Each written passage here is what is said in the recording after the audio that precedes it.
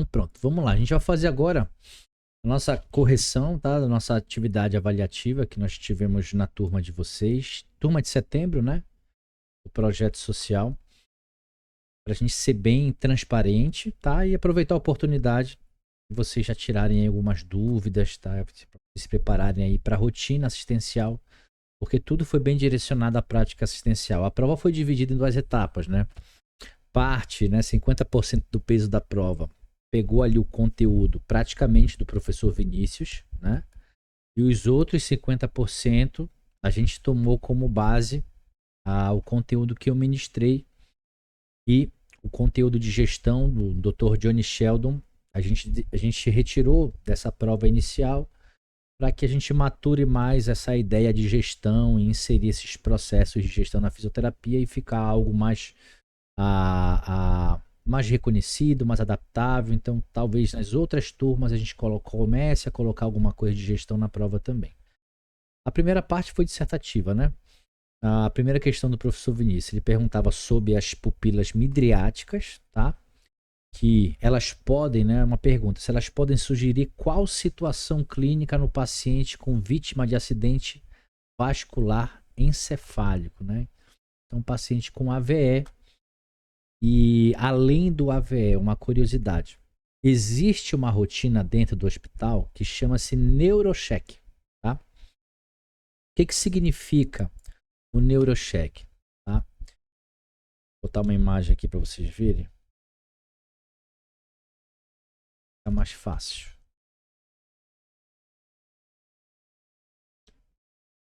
Isso aqui é uma imagem bem tradicional, essa daqui. Vou abrir. Tá? Vamos pegar essa imagem aqui, ó, por exemplo. Tá bom? Então aqui eu tenho as pupilas midriáticas, né? Que foi a questão que caiu aí na prova de vocês, né? O professor Vinícius perguntou sobre ela.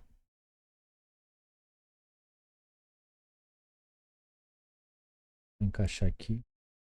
E é essa aqui, né? Onde as duas, né? Bilateralmente, elas ficam abertas, né? A pupila abre. São pupilas que estão significativamente dilatadas e sem relação ao tamanho normal. Como é que a gente faz, né, essa avaliação das pupilas?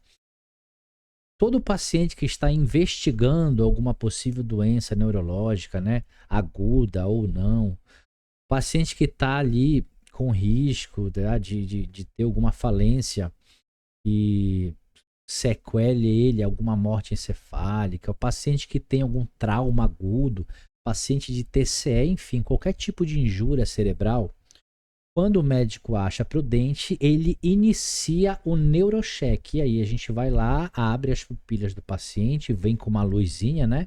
Joga ali, tira, joga ali e vê qual que é a reação dessa pupila.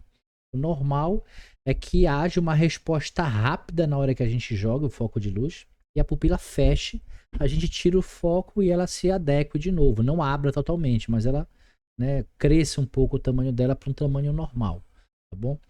E a gente vai comparando. Geralmente o neurocheck é feito de 2 em 2 horas. Uma hora é o médico que vai, a outra hora é o enfermeiro, a outra hora é o fisioterapeuta. Então essa avaliação de pupila é algo que vocês têm que dominar, tá? E ele perguntava especificamente, né, qual que é e que pode sugerir a pupila midriática, que é justamente essa aqui de baixo, ó, onde elas estão mais abertas, tá? E aí, como é uma questão dissertativa, a resposta é bem direta, né? Então, elas sugerem, tá, um tipo de injúria cerebral ou morte cerebral, tá? E aí o paciente, por exemplo, que está ali sendo investigado, né, um TCE com risco de morte encefálica, a gente vai fazendo um neurocheck e a gente percebe que a pupila abriu, né, o termo que a gente acaba utilizando no dia a dia. Ó, doutor, a pupila aqui está aberta, a pupila abriu, não está reagindo à luz, a chance de estar já em morte encefálica é muito grande, tá? E aí vão ter outras investigações para entrar aí o protocolo de ME, que são vários testes de comprovação. Não é uma coisa tão simples. Se vocês tiverem alguma dúvida sobre essa questão, Pedro, Aisha, querem tirar alguma dúvida, alguma curiosidade, conseguiram acertar ela? Por exemplo, nessa questão eu respondi pensando que era uma pergunta relacionada à escala de Glasgow. que Entendi, é, entendi. entendeu? Aí eu coloquei coma, eu acho que não me engano, eu coloquei coma grave, alguma coisa assim. Entendi. Não, tu te confundiu um pouquinho aí. A escala de coma de Glasgow ela é bem específica quanto à classificação dela, tá? Mas aqui ele foi bem, bem direto, ó. Tá? Ele queria saber o que que as pupilas midriáticas sugeriam. E é isso, né? Uma injúria cerebral ou morte cerebral. Tá? É bem objetivo mesmo. Aí já teve alguma dúvida aqui? Eu cheguei a ficar em dúvida mesmo em relação a isso, se ele queria saber o que seriam as pupilas midriáticas ou se estava relacionado ao algo ao AVE. Mas como eu não sabia a resposta, eu não cheguei a responder nada. Mas foi boa essa touch. Como eu não sabia a Não, eu resposta. sabia o que eram as pupilas midriáticas, mas aí eu não sabia se era de fato isso que ele queria. Eu falei, não vou colocar besteira, que ele ainda vai rir da minha cara. Não. Tá, então, beleza. Tirando isso, conseguiram entender a minha explicação aqui direitinho? Ficou tudo certo? Sim. Sim, sim. Legal, tá? E eu tô vendo essas questões praticamente agora, tá? O professor Vinícius botou aqui o gabarito pra mim, né? Só fiz colar aqui, nem vi as questões. Tô vendo a primeira vez agora. A segunda questão, né? Qual o ponto de corte na escala MRC, né? Que é uma escala de avaliação de força. Isso aí o fisioterapeuta tem que dominar isso. Que determina a presença de fraqueza muscular adquirida na UTI. Nós chamamos isso aqui, ó, fraqueza muscular adquirida na UTI. Nós chamamos isso aqui de FAUT, tá? FAUT. Acho que o Vinícius deve ter comentado isso com vocês lá, né? A FAUT. Chegou ou não? Não. Não? Então é a sigla, né? Não. É uma sigla que, como ela cai, às vezes, em processo seletivo, na prova de título, por exemplo, caiu questão sobre FAUT, que é justamente a fraqueza ali adquirida na UTI, tá bom? E essa escala MRC, você vai fazendo alguns testes, ela vai gerando um score, né? Uma pontuação. E eu conversei com o Vinícius para ele enviar para mim isso aqui, ó, que eu quero compartilhar com vocês agora, tá? Isso aqui é um link que vai levar vocês direto para uma calculadora que ela consegue estimar ali, tá? O MRC do paciente, tá bom? A gente clica aqui, ó, e vocês vai fazendo o teste, né? Abdução de ombro, flexão de cotovelo, vai pontuando e no final, tá? Tem alguns testes também de funcionalidade, tá bom? E aí você vai ter um score que vai te ajudar, tá? Ó, bem aqui tá ela, força muscular, score do Medical Research Council, que é o MRC, tá bom? Tá bem aqui, ó, essa parte bem aqui, ó.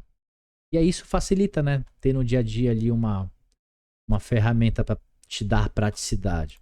E aí quando esse score, né, ele tá abaixo de 48, ele já direciona, já é o ponto de corte para ser considerado um paciente com presença de fraqueza muscular adquirida na UTI. Então, 48 é o ponto de corte. Conseguiram acertar isso aqui? Clara pode participar também se quiser.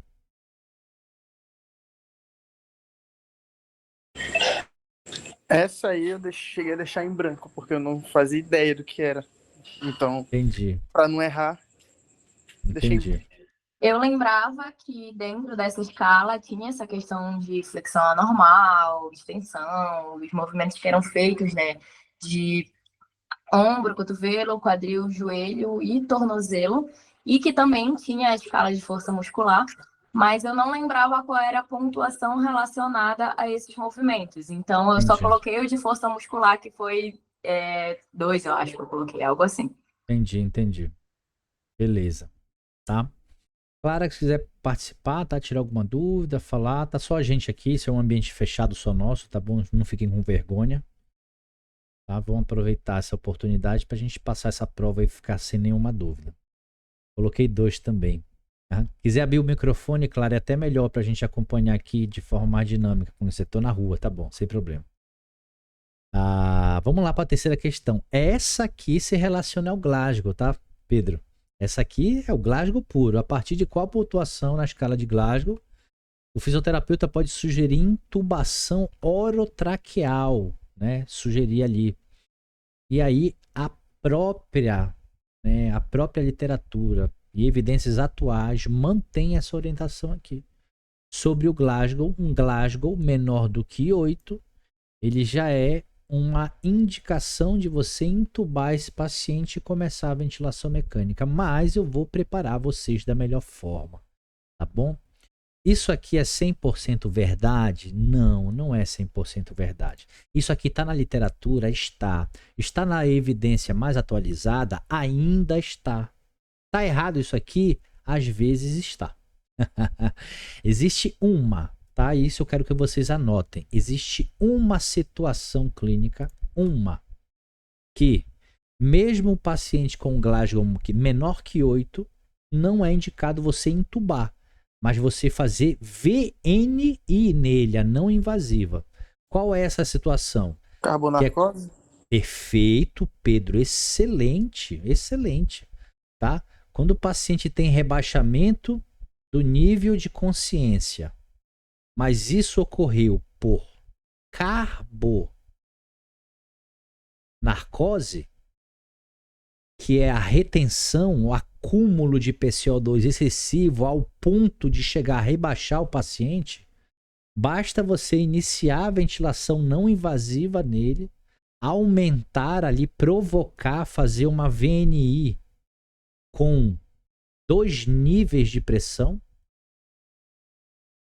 que nós chamamos isso aqui de bilevel, e assim você consegue aumentar a ventilação alveolar do teu paciente, aumentar a ventilação minuto, começa a lavar CO2 em questão de segundos, o paciente volta. 30 segundos, 40 segundos, 1 minuto, com a VNI bem feita, com a máquina bem acoplada, sem vazamento, o paciente consegue retornar. Então ele vai, um paciente rebaixado por carbonarcose, o Glasgow dele vai estar menor do que 8. Só que essa é uma única exceção, que mesmo com um Glasgow menor que 8, você pode salvar o paciente do tubo fazendo uma VNI com 2 níveis de pressão. Vocês sabiam disso, fora o Pedro? Aisha, Clara? Sim, o senhor havia comentado na primeira aula. Pois é, olha que curiosidade, né? Foi uma coisa que eu comentei e o Vinícius deve ter dado também esse conteúdo, né? Então, é muito importante. E essas informações aqui são cruciais, tá? Para nós que somos fisioterapeutas e trabalhamos dentro de uma UTI, tá bom? Então tá aqui, né? Tirando essa exceção, mas há sim evidências atuais que mantêm essa orientação. Como a gente diferencia na hora? Muito bacana, Clara. Vamos dizer que você está lá na sua UTI e você é acionada para correr na urgência porque chegou um paciente gravíssimo lá, rebaixado. Quais são as outras informações que você tem além disso? Nenhuma, só essa. Você não vai conseguir, Clara, diferenciar. Você precisa ter um bom recebimento de um caso clínico nessas circunstâncias. Então, se alguém te acionou, intercorrência na enfermaria, corre lá. E foi, tá lá o paciente rebaixado. O que mais a gente tem de informação dele? Só isso. O médico vai entubar. Então, se as tuas informações forem limitadas, o médico vai entubar. Tá?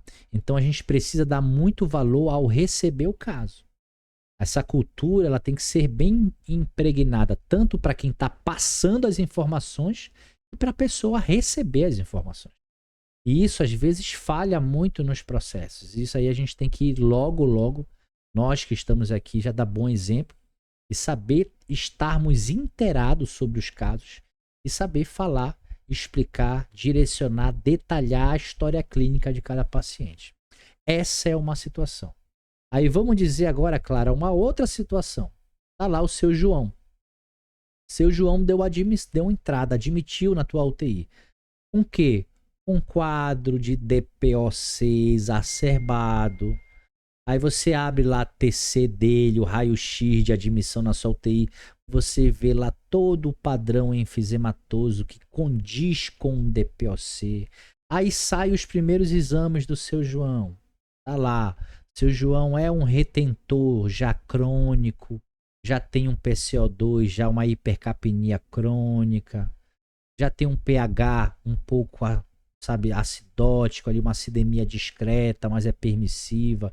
Tu vê que as peças vão se encaixando. Aí um belo dia o seu João descompensa, tu tenta ali de alguma forma entender o que está acontecendo, é acionado em cima da hora. Nesse caso, como tu tem toda uma história clínica que condiz com uma possível retenção de CO2, causando o rebaixamento do nível de consciência, porque isso era um quadro que ele cronicamente já vinha apresentando, aí tu pode suspeitar que é isso e tentar fazer a VNI e ver se o paciente responde e acorda.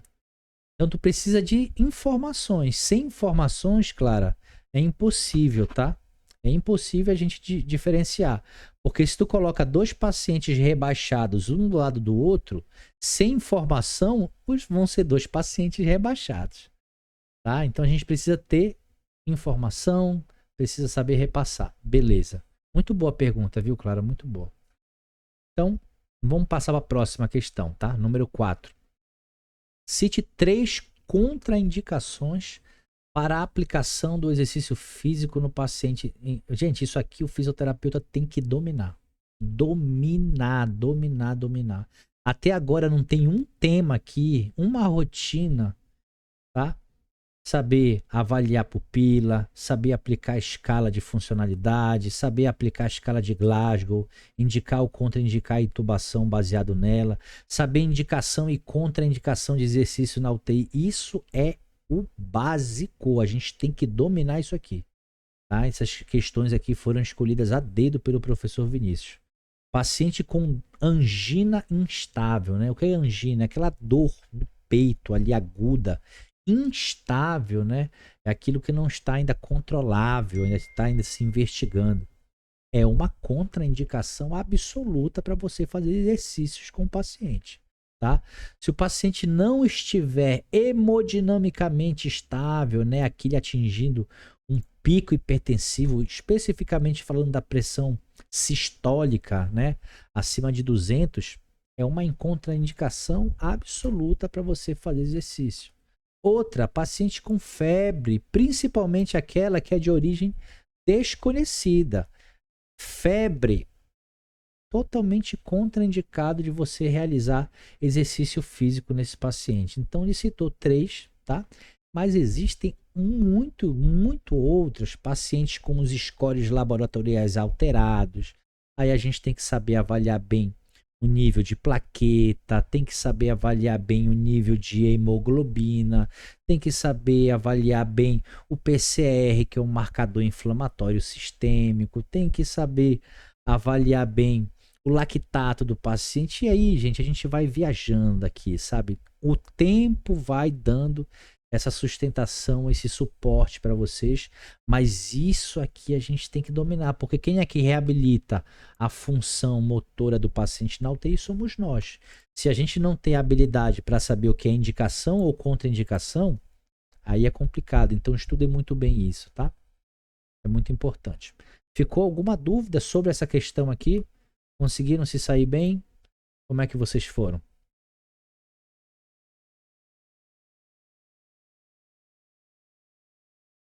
Ah, se ninguém falar comigo, eu não vou dar continuidade, não. Vou encerrar agora. Tranquilo, tranquilo. Que bom.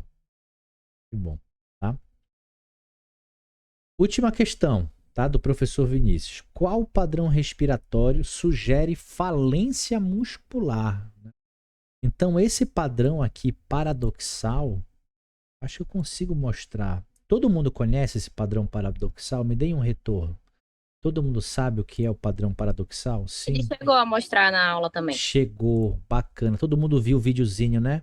Tem vários vídeos, tá? No YouTube e tal, o padrão paradoxal. Ele é totalmente desincronizado, né? Músculos Acessórios tentam compensar os músculos principais enquanto a caixa torácica está expandindo, o abdômen está descompensando e fica um padrão muito forçado, né? Parece uma gangorra ali, é algo que visualmente é muito forte da gente ver. Então esse, sem sombra de dúvidas, é um dos padrões mais reconhecidos que condizem com falência muscular respiratória, o famoso padrão paradoxal. Show de bola? E aí a gente entra na parte das questões objetivas. É bem mais tranquilo da gente dar o feedback para vocês. Sempre eu vou dar aqui o comando da questão e dizer logo qual é a certa, tá? E justificar por que as outras estão erradas de forma bem rápida, tá? Para a gente não demorar muito aqui. Primeiro, o que é a ventilação mecânica, né? Qual era a certa? Letra D. Quem acertou aí dos três? Eu.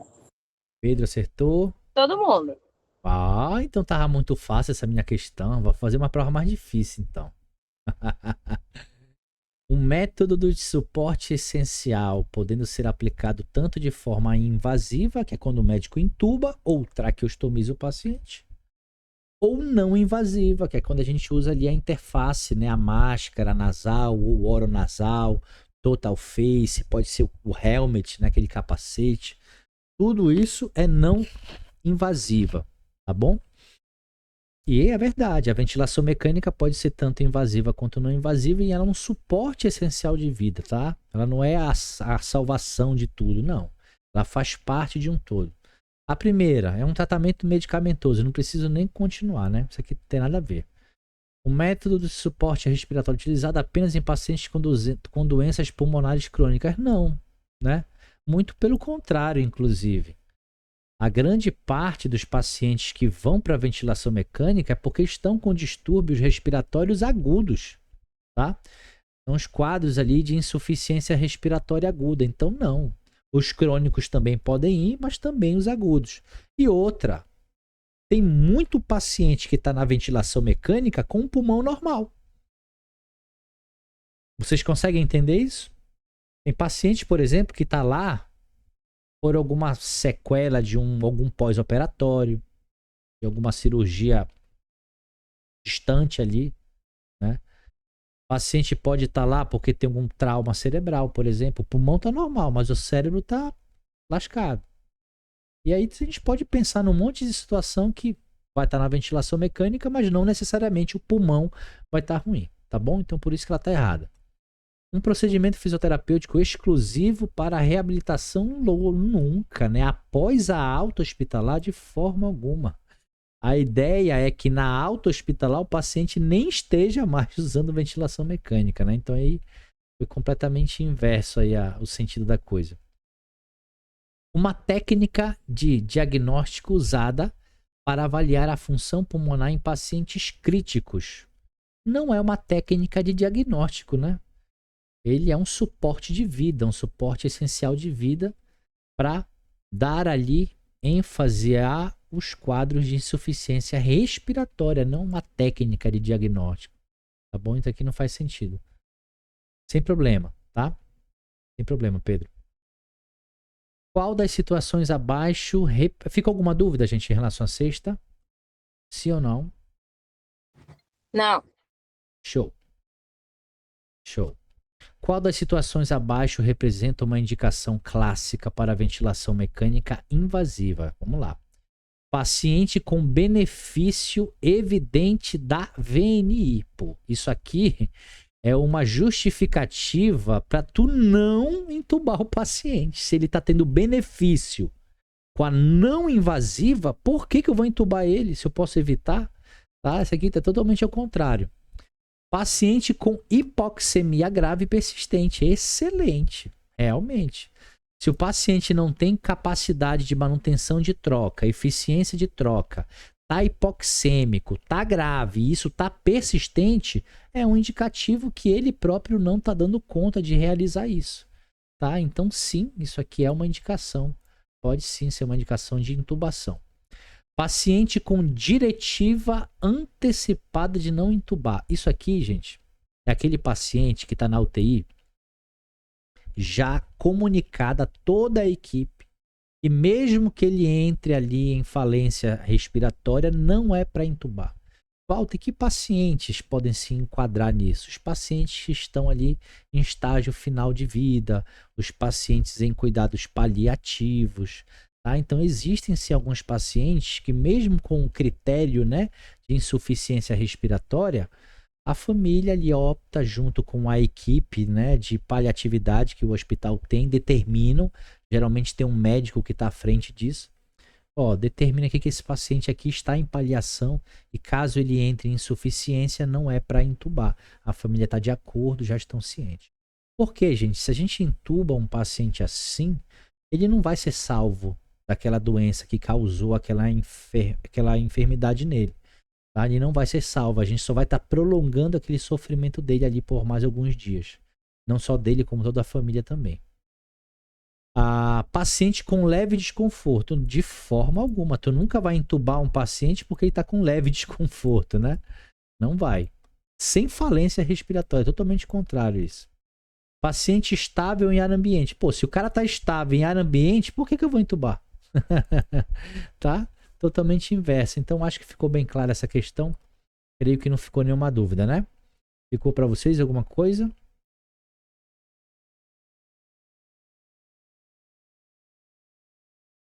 Sim, sim, não, não? Não. Clara, não. Aisha, não. Beleza. Oitava. Qual modo ventilatório é caracterizado por? Essa foi muito fácil, né? Volume e fluxos fixos. Simples, né? Simples. Bora recapitular essa brincadeira aqui.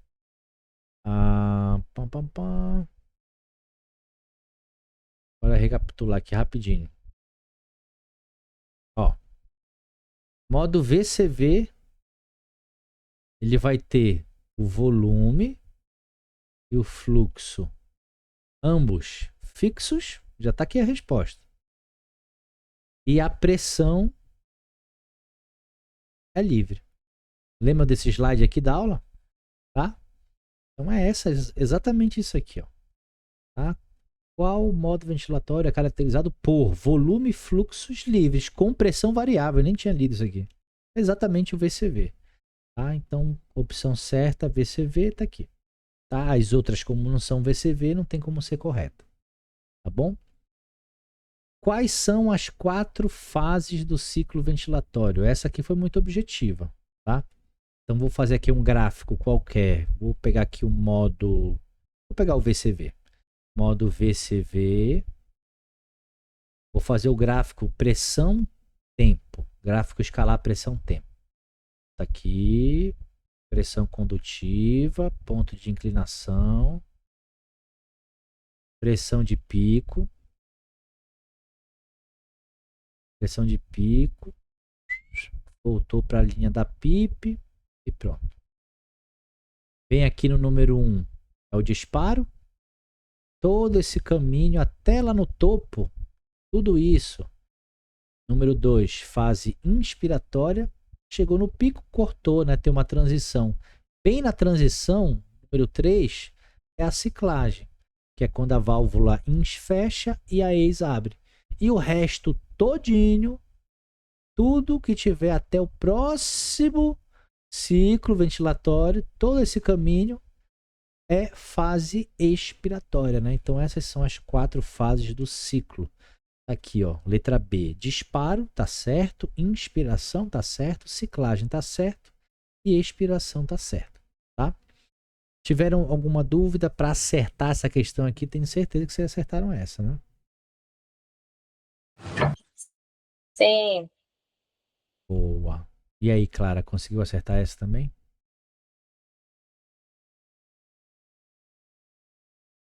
Beleza. Tá? Essa aqui talvez foi um pouco, acho que um pouquinho mais complicada, né? A última questão da nossa prova, qual a principal diferença entre o ciclo controlado e o ciclo assistido? Então, bora lembrar rapidinho. Vou pegar o mesmo gráfico aqui, né? Vou pegar esse aqui e trazer para cá. Então, lá no disparo, lá no gráfico pressão-tempo, quando a máquina dispara, curva simplesmente ela sobe de uma vez. E aí nesse ponto aqui você não observa queda de pressão. Quando não tem queda de pressão, isso aqui foi um ciclo controlado e é o ciclo iniciado pela máquina. O ciclo assistido, que é? É diferente. Opa, teve queda de pressão. Atingiu a sensibilidade do ventilador depois que o ciclo começou. Então tu percebes que agora, lá no disparo, agora tem queda. Se tem queda, foi porque o paciente derrubou essa pressão aqui. Ele que provocou isso com esforço muscular respiratório. E aí você tem um ciclo A de assistido, tá bom? No ciclo controlado, o disparo é feito exclusivamente pelo ventilador. Correto, perfeito. No ciclo controlado, tá aqui, ó, o disparo é feito exclusivamente pelo ventilador. Perfeito. Bora ver o erro das outras. No ciclo controlado, a ciclagem depende do esforço do paciente. De forma alguma. Tá? De forma alguma. A ciclagem é esse ponto bem aqui, ó, o número 3. Em volume, em VCV, ela depende do próprio volume corrente. Se fosse em PCV, a ciclagem já depende do tempo inspiratório. E se for em PSV, a ciclagem ela depende da desaceleração do fluxo. Mas isso a gente vai ver com o tempo aí no decorrer do nosso projeto social, tá? Mas não tem nada a ver com o esforço do paciente, muito pelo contrário. O esforço do paciente pode até atrapalhar essa ciclagem adequada. No ciclo assistido, o ventilador não entrega fluxo ou volume de forma alguma. Claro que entrega. Se o paciente dispara o ciclo ventilatório, vai ser um ciclo padrão como qualquer outro. Vai ter fluxo, vai ter volume, vai ter tudo. Tá? Isso aqui está errado. No ciclo assistido, a pressão é sempre negativa durante a inspiração. Muito pelo contrário. Olha o gráfico de pressão aqui. Aqui eu tenho o nível da PIP. Eu tenho o 0 mais aqui embaixo. Vou fazer a linha, ó. E essa pressão é uma pressão positiva. Tudo isso aqui, ó, todo isso aqui é pressão positiva. Não tem, tá? Não tem ali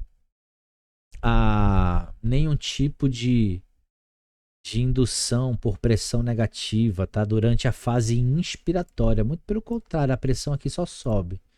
No ciclo controlado, não há participação do ventilador. Claro que há, ele é fundamental. Ele é fundamental nisso. Então aí está o erro, ok? A correção da prova foi isso, foi bem objetiva, a gente conseguiu discutir legal, justificamos todas as questões.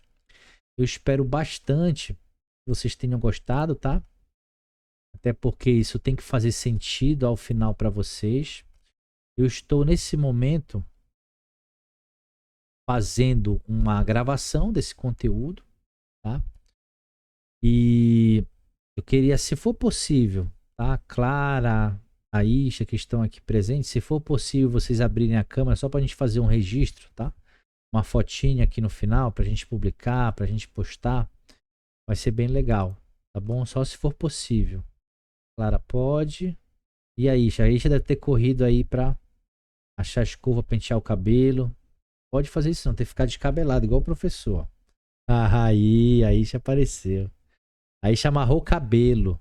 Tá? Muito legal. Obrigado por participarem ao vivo, tá bom? Espero que vocês tenham gostado da experiência, tá? E sintam-se convidadas. Já bati aqui a nossa foto, tá bom? Sintam-se convidadas para participarem das novas turmas. Sempre que for possível, a gente vai dar uma renovada nos conteúdos. Em algumas turmas a gente vai repetir, porque como é um número muito grande, né? De pessoas que estão lá na lista de espera, muita gente não teve oportunidade de aprender o que vocês aprenderam, não é verdade?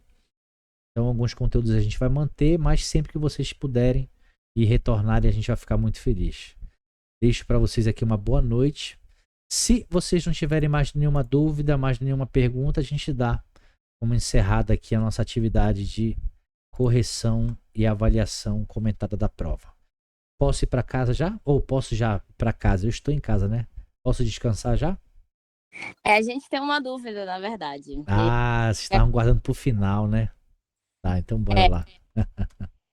Vai ter essa nova turma, né? Uhum. E aí, a gente tá com interesse, a gente gostaria de saber se é possível. A gente gostaria de assistir a aula de gaso. Não pode. Não pode. Vou te explicar por quê. A faculdade Inspirar, a gente, quando firmou, né, esse projeto, a gente assina alguns contratos. E eles fazem um mapeamento, né?